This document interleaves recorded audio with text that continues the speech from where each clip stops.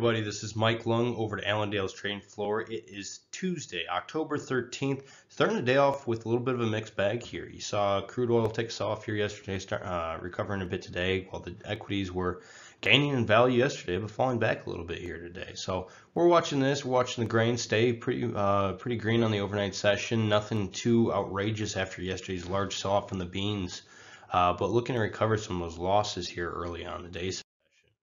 What we're looking at is potential. We still could be looking at potential sales from over the weekend. The USDA was on holiday yesterday, so there was no reporting taking place. You'll see export sales report backed up a day this week, as well as every other report out of the government.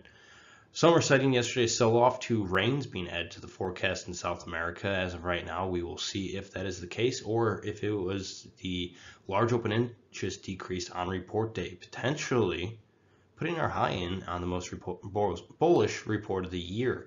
That is yet to be seen, as we don't have further sell-through, but with a decrease of almost 20,000 contracts on a report day as we came off our highs and yesterday's sell-off, not a good look for the bulls at this point. Something we will be watching and could potentially spell trouble for the future as corn and wheat prices remain stable. So as we're talking about, had that open interest decrease during the 2 days here.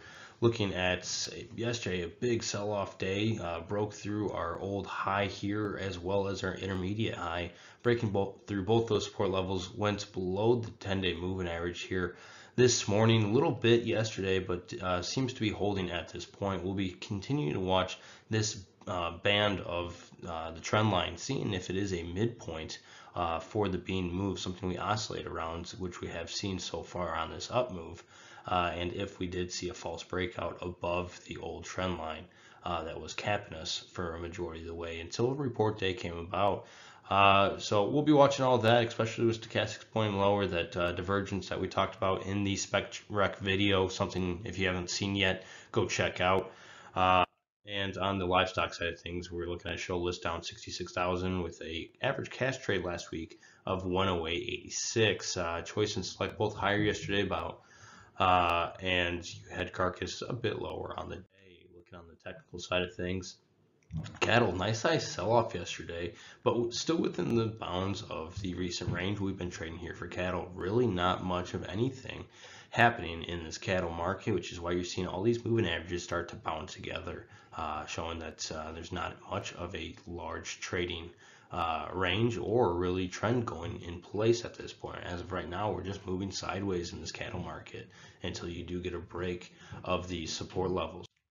On the hog side of things, you got a breakout last week, which we are remaining at the higher end of this price action we've seen over the last year. It's just staying stable up here. You are seeing an open decrease, which is cause for concern, considering we at this point look like we may have double topped this market.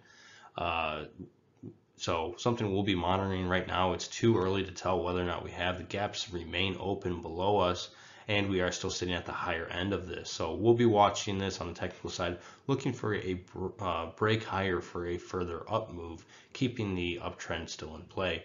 So any questions, please give me a call, 815-578-6177. But you guys have a great day out there, and just call us with any questions.